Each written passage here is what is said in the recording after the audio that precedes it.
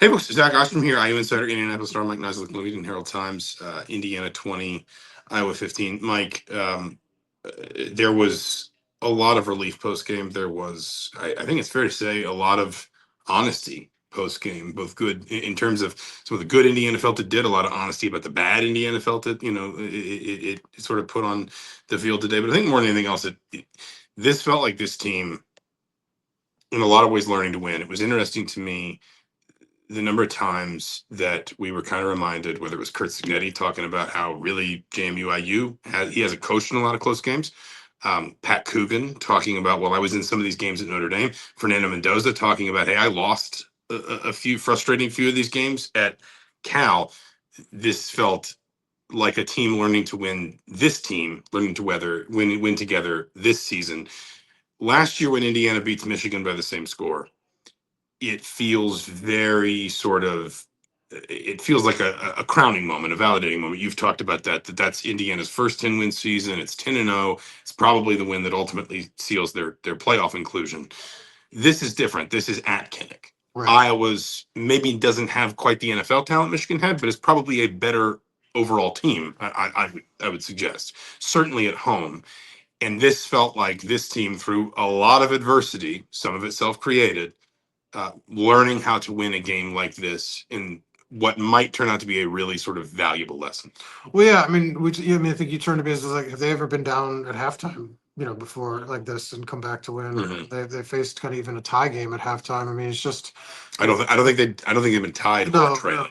And so, small samples. The two losses they had were games that they really weren't in at halftime or lopsided. So, I mean, this was an important sort of moment. I felt like, because you kind of come out of this and you lose it, you go into the bye, and that's going to hang over your heads. You got Oregon. I mean, that's a lot to take. I think now you really feel good about yourselves in terms of like, the way I phrased the question to Curt Cignetti when I asked about, kind of what can this do for you going forward, is like, he's going to find a long list of things, even in just the 2-minute drill, execution-wise, that we're very lacking and want back. I mean, Fernando Mendoza threw an interception. The defense allowed the Iowa to get into field goal range. I mean, the only reason they were in this, they had the chance to win it, when the game was tied, is because Iowa missed a field goal.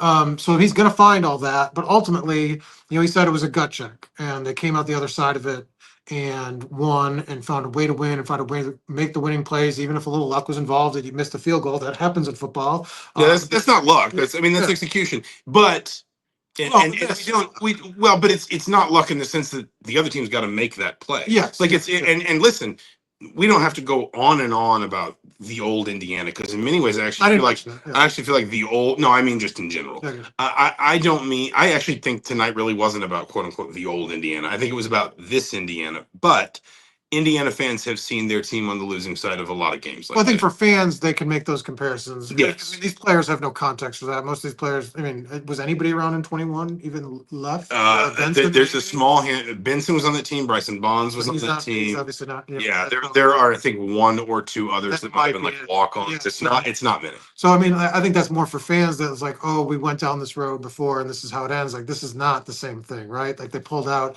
a tough game in a tough environment. Have to be feeling, you mentioned kind of relief. I think Curt Cignetti did sound a little bit relieved to be 5-0 after all what they went through in that final 2 minutes. But to have this sort of win on their, as part of their resume, they have to feel good about it. They've not won in a place like this under Curt Cignetti. That's the other part of it. Although you kind of talked up Michigan State last year. Well, no, but Spartan Stadium can be tough. Yeah. But we got there, and once Indiana kind of turned it on, that crowd checked out because they knew, they knew what the difference was. This one didn't. Yeah. Kinnick Stadium, Iowa's now lost 11 straight games against ranked teams. Only 2 of those, though, have been here. And you could feel, this crowd knows the assignment when a game starts going the way. This is how Iowa tends to upset teams at home. When you think about, there was the 2017 Ohio State game where they scored 55, but I think there was a 14-13 against Michigan. I think there was a 20-17 against Penn State, or 21-17 against Penn State. This is what it looks like when Iowa drags you into, if I can wax poetic for a moment, this is what it looks like when Iowa drags you into a dogfight. at Kinnick Stadium. And these fans know that. They Yeah. respond specifically to, they are well aware of what they're watching when they see a game like this. When you've got the high-flying offense and all the gaudy numbers and all the press and the ranking next to your name, and Iowa drags you into a rock fight, low-scoring, body blows kind of game. Iowa wins games like this in a dogfight. And if I may wax poetic, as I said, Indiana turned out to be the dog today. And that doesn't happen with this program very often. And I think that is, So what's the dog fighting in your analogy? well, the dog. Aren't they dogs fighting each other? Well, Or the is bigger dog the bigger fighting dog, the tougher dog. How's that? a Hawkeye? Well, the dog might not get the Hawkeye if the Hawkeye just flies away. This is going kind of off the rails. I don't. You're I don't taking it know off the what you're rails. making. No, I'm making an important point. You are, I don't know, writing like gambling. Dog DAWG Dog. dog. With the meme with the with the. I don't. Where do we go? Look. You kind of mentioned Iowa turning this into a game. I mean, you joked an hour into it. I think it was like a minute left in the second half, and in the same kind of time frame last week, we weren't even out of the first quarter. It showed you how much that Iowa turned this game into an Iowa game. They You know showed what? it. The problem with that is we got so many commercial breaks in the second half because they sell. We did, but it still ended very quickly. I mean, it still Yeah. ended much sooner than that game we got last week. But my point was that Iowa turned this into an Iowa game, especially in the first half. Curt Cignetti talked about looking at the stat sheet at halftime and being stunned. Eastern Front football is an excellent way to describe Iowa. to being stunned by the fact that they only had attempted 8 passes in the first half. Like, where did all that time go? Where did they didn't have any possessions. And so they turned it into their game. I thought Indiana had opportunities that they didn't capitalize. That fourth down in the first half really loomed large. I felt like, because the game, the way it's set up, they get the interception 2 plays in, score 2 plays after that. This looked like you felt like, oh man, they're just going to keep continuing off that Illinois game. Like, this is going to go, but Iowa slowed them down, and then Indiana's offense just could never get in a rhythm. I mean, But Iowa turned it into their game. Kirk Ferentz' message at halftime is probably they didn't get anything we didn't give them because they only get that field goal at the end because of the roughing call too. Right, too long, First- and not on Roman Hemby, like him breaking 5 tackles on Yeah. that one play, which they had more broken tackles on that one play than they had in the entire first half. So it turned into their game, and Indiana said we can win that way too. I mean, because their defense, I thought, will get overshadowed because of the Mendoza to Sarratt touchdown that won it. Is this defense? Kept them in the game, really. I mean, some of the coverage it wasn't great, but I mean, like, shut down the run. Well, even then, they allowed 192 yards on 38 attempts. I mean, that's a very good. Like Iowa averaged 4.1 yards per play and 8 yards per completion. But you still felt like it was too much based on how. Well, because that's an Iowa game, and the thing is, this is an Iowa box score. Yeah, the 2 teams combined for 6 penalties. Iowa turned it over twice. Indiana turned it over once. It's worth saying that is as many turnovers as Iowa had coming into the game.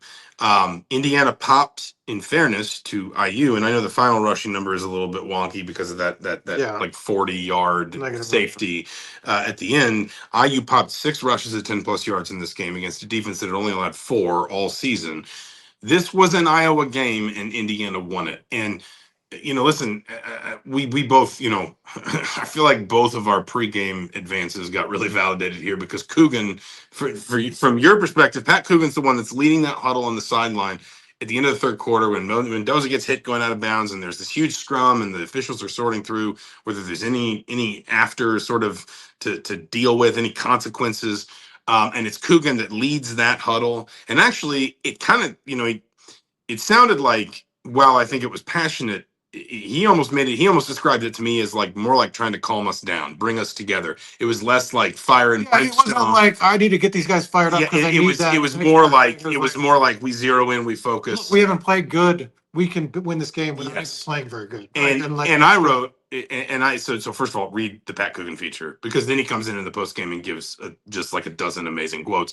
And I wrote that winning games like this at Kinnick is a rite of passage for good Big Ten teams. Yeah. Like there are years where Iowa's 4-8 and they lose a couple games at Kinnick, but Iowa teams like this one, they'll go 8-4 but there will be at least one or two of the 8 where they beat a team that's probably more talented than them, but they bring them in here and the crowd's tough and the noise is too much. Cignetti talked in those short yardage plays, both the runs and the late pass. He said Fernando Mendoza didn't have any checks to get out of that stuff. They did not want to be calling audibles at the line of scrimmage with the crowd noise. They didn't want to be calling audibles where things might get miscommunicated because people couldn't hear.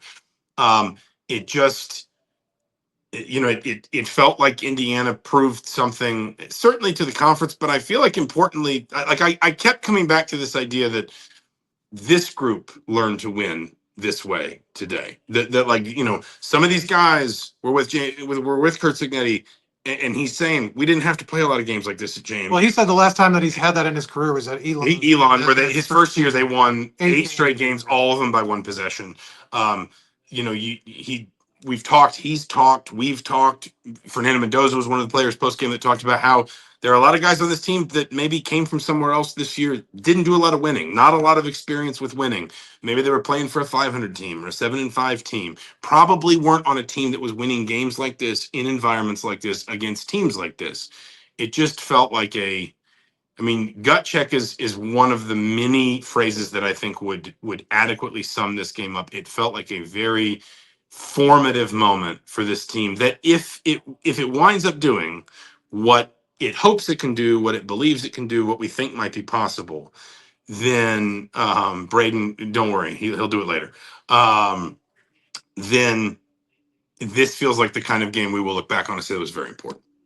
Yeah, absolutely. I mean, and we talk about the next couple road environments they have up. I mean, in terms of playing at Oregon and playing at Penn State, I mean, this is what they're going to face. So, I mean, this is exactly what they needed to do, and a kind of experience, because it was a mistake-filled game. They did not even play close to their best, and they still won. And I think that's what to your point, what Pat Coogan was talking about. He's like, this wasn't the best version of Indiana, and a lot of it was self-inflicted, and we still came out and showed what we can do. And so it's important. I think we can talk about Mendoza. Something else we talked about kind of in the pregame on the podcast, actually, kind of talked about the running game. And it's a lot easier, and I think we're validating my point, that it's a lot easier to play quarterback when you're at run games averaging 7 yards per carry than versus what they did tonight. Roman Hemby ended up having a decent line, but I mean, man, it was hard fought because a couple of those, it was really kind of breaking some tackles at the end. But I mean, for much of the game, they struggled, and then the pass protection wasn't great. But Mendoza even said when he got a clean pocket, he got kind of shook a little bit, and Cignetti referenced this as too, started falling back into bad habits. Yeah. And so he said, Cignetti pointed even to just the first play of the game. Was it first play of the game or second play of the game? I think it was second play of the game where they gave up that sack. Bray Lynch. Second play of the game was the Omar Cooper touchdown. Or the first third down of the game. Sorry. Okay. Bray Lynch gave up the sack, and he said after that, everybody's out of sorts. Yeah. And never really could recover. And so, he makes the game-winning throw and comes back, and obviously he'll get a lot of credit for that. But in the middle of the game, I mean, through those 4 quarters, it was a rough outing, was not in sync with his receivers, underthrew a touchdown that should have been to Omar Cooper, that if he had let him, would have been a score. Had a conversion for a third down at midfield to Elijah Sarratt that he threw behind him. Those were automatic the last 2 games. He only had 3 incompletions combined in those 2 weeks. What did you make of his game? I mean, obviously, the game winner overshadows everything, but Mendoza, what say you tonight? Cignetti's quote was, "We left a lot of plays out there in the past game. There's some bad stuff on that tape." I think you're allowed to play that way in this environment. Even with the ACC experience, I would have to go back and look, obviously, but I'm guessing he did not play Pac-12 in the well. He had 1 year in the Pac-12 and then 1 year in the ACC. I'm guessing he did not play in many stadiums like this. I'm certainly guessing played at Auburn, and then they played. That was probably it. Yeah, I think that because they played Miami at home. Yeah, Miami's at home. And I don't know what he did in that. I don't know what he did in that redshirt freshman year, like where they went in that redshirt freshman year. He played at Auburn, Oregon, I think. But, Oregon, okay. But we'll see. So the point is, has not seen a lot of environments like this. Has not seen a lot of defenses like this. I think you are allowed to look at a quarterback and say, in a game that's played on Iowa's Played at Florida State. That's a tough place to play. And then that was a terrible Florida State team. Though. But that was early in the season. That was still in non-conference. So I think they were 0. Were they? I think that was their first win. His first start. I think his first or one of his first career start was at Oregon. So that's tough. So he's seen some. Yeah, certainly has not at Indiana. On the one hand, he was the first one to say that was nowhere near good enough. On the other hand, like 233 yards and 2 touchdowns in a winning effort on the road, you can live with that. Like you can live with that if you can, and you can live with that if you get better from it. And that's where it comes back to, like, we are constantly looking for context in these results. The press box was watching the Illinois USC game pretty closely before this one started, because we were all wondering, hey, that looked like a really impressive win from Indiana last weekend, but what if Illinois turns around and lays an egg at home against USC? Well, then suddenly that feels a little bit like the Nebraska game last year, and maybe that team's not as good, but now Illinois, if they beat Purdue, they're 5-1, and that looks like a good win. I just think, like, you can live with it for tonight. There's clearly a lot to improve on. You can forgive certain mistakes as a function of the opponent, as a function of their game plan. The pass protection, where this game takes place, etc. And I think more than anything else, if you're Curt Cignetti, you feel good when the bus pulls away tonight, thinking, I got 233 and 2 scores from him. We won the game, and I don't think he played his best. Or anywhere near his best. Like, he doesn't. Curt Cignetti's not looking at it and saying we squeezed every ounce out of the quarterback position out of the pass game we possibly could today. Yeah. Well, but I do think it is with big road games coming up still, and if he reverts to bad habits so quickly in a game, you've got to get that fixed. Because I mean, this wasn't like fourth quarter he makes a bad throw, then he gets like this was.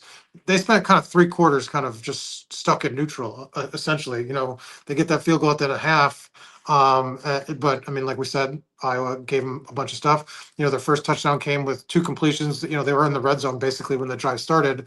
Like, they had one extended drive, really. And so, like, I just think it's a concern when, both of them say, yes, he fell back into bad habits so quickly because of the fact that you're going to be in those big environments coming up pretty soon, 2 weeks after a bye. And just, like you said, this was his first road game test, and that's how it goes. Yes, ultimately he has the talent to overcome, and you can see it. Even, hit some really good throws in the fourth quarter. Like, that's the guy that, was talking about as a Heisman candidate last week. But I do think, you are a little worried. I do think it still leaves those question marks, like, can he play more consistently on the road? Yeah, especially when there's pressure. I guess leaves those question marks is a good way to put it. Yeah. I don't know that you would have expected to walk out of here with all your questions answered. Does that make sense? No, absolutely not. Because I think the run game then becomes still, like, I mean, you're looking at it and saying, like, man, really came back down to earth, same kind of thing. So like, yeah, you weren't going to answer any, but I think people thought Mendoza was ahead of schedule, and maybe this, like, they were already announcing him. I mean, everyone was saying it was like first pick. That's okay. Let's be really clear. Let's be really fair about who's saying that. Okay, I mean, like, it's the general consensus. There was quite a buzz this week. Sure, no doubt. And I think this sort of said he has some room to grow still. No doubt. Yeah. And if your quarterback throws for 233 and 2 scores at Iowa and still has room to grow. Like, they didn't win the game in spite of Fernando Mendoza. They won the game because of him. Yeah. Even though he was far from what we saw against Indiana State, against Illinois, against Kennesaw State, whatever, what we saw at times last season at Cal, they still won the game because of Fernando Mendoza. Yeah. And not just that one throw, not just the Elijah Sarratt throw. Do you think also that other teams knowing, like, if it's noisy, they're not going to check out of things is a bad thing? Maybe. I mean, I think that was honestly, like, a wrinkle to it, just because the idea, like, because you'd said, they fell short on 2 4th downs where, I'd be curious to ask, like, Ryan Day how much leash he would give Will Howard to check out of something at Penn State, because I don't know, because I've never asked Ohio State. It's just an interesting thing, right? Like, it's like, what will teams do now with it? Because Cignetti, it's worth saying, Cignetti will share things that other coaches might just, like, mask with a cliche. Like, another coach might, in his head think we're not all like on a Monday he wouldn't have shared that. Yeah, yeah, post game he will be a little bit more honest than the average. Yeah. Like he'll say something that maybe, yeah, like you said, on a Monday maybe he wouldn't. Whereas other coaches might pivot to some cliche like, oh, everybody had a hand in it, and we believed we could make the play and whatever else. I like I said, I think the most fundamental piece of this to me is you won this game because of Fernando Mendoza, not in spite of Fernando. Like, think about the other game Iowa lost this year. Cyhawk Trophy.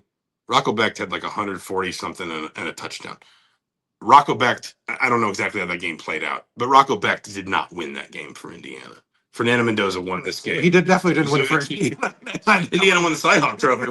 What a season! First time they got all the trophies. They had to forfeit all their rivalry. What can't Cignetti do? They had to forfeit all their rivalry trophies. He's winning other teams' rivalry games now. But my point is, Indiana won today because of Fernando Mendoza. They won because of other people too. Don't get me wrong. Sarratt had a big hand in that last play. Yes, he did break the tackle to him. But like it's Mendoza. Mendoza who has faced zero coverage, zero blitz coverage, which is where they leave nobody at the back, right. and they're blitzing one more player than you're leaving in protection. It's Fernando Mendoza who's faced that all day, who threw an interception against it at one point, who's been sacked against it, who's watched runs get stuffed against it on 2 4th downs, not 1 but 2, and he stands in, he takes the hit, and it's one of those passes that's easy if a quarterback turns his brain off and throws it like it's spring ball. Like it's, he's thrown that pass 500 times to Elijah Sarratt since he got to Indiana, but he's thrown it 499 times when he knows he's not going to get hit. Right. And he threw it once today after everything, after the hard hit on the sidelines at the end of the 3rd quarter, after the pick, after the failed 4th downs, all that. He threw it knowing exactly what was coming to him. And the whole, yes, Sarratt gets the yards after catch, but that broke a tackle too. Yeah, well, yes, or sorry, yards after contact is what I meant. But the player that makes that play is the quarterback, because he knows the pressure's coming and the ball has to go to an exact place. And give Sarratt credit for breaking the tackle, but the play is designed to create that outcome if the ball's delivered. Yeah, no, I get what you're saying. I'm just saying that he could have gotten tripped up and he didn't. And you talked about, I think, even earlier in that, I think it was that drive that he broke 4 tackles. It was that little sit route where he caught it. And he's just a guy that he's had a habit. I think, like I said, I think earlier this week, he's become just a true possession receiver. He's just a guy that's just moving the chains constantly. Not a lot of, this was a flashy play, but he hadn't had a lot of those this season. More just sort of like 8 yards, I'm getting it, and I'm moving it 5 yards more. But he did a lot of that today and accounted for more than half of the production. 132 yards on 6 catches. Anything else? No, I think that, the one thing that the whole body of work does is validate what Indiana said through the offseason, which is we believe we can go back to the playoff. And they've obviously still got work to do. And what this does, if nothing else, is this allows them to go 5-2 down the stretch and still have, in all likelihood, a decent playoff. Yeah, you have to twist yourself in knots to try to make an argument that if they go 5-2 down the stretch and lose reasonably close games to not get to pants like they did to Illinois. That you'd have to really twist yourself in pretzels. I'm not sure I say that on the podcast. Twist yourself in pretzels to get them out of the postseason. You do need, just like Illinois last week, Indiana fans need to be big Iowa fans going forward. And I don't know what Iowa's schedule is from here. But the more success Illinois and Iowa have, the stronger Indiana's gets from here. But the point is, Illinois did its job today. They beat a USC team. Yes. So, the point is, if you're Indiana, you've given yourself the platform to go do that again. We said they almost certainly needed to start 5-0, and then if they can pick off one of those other 2 big road games, fine.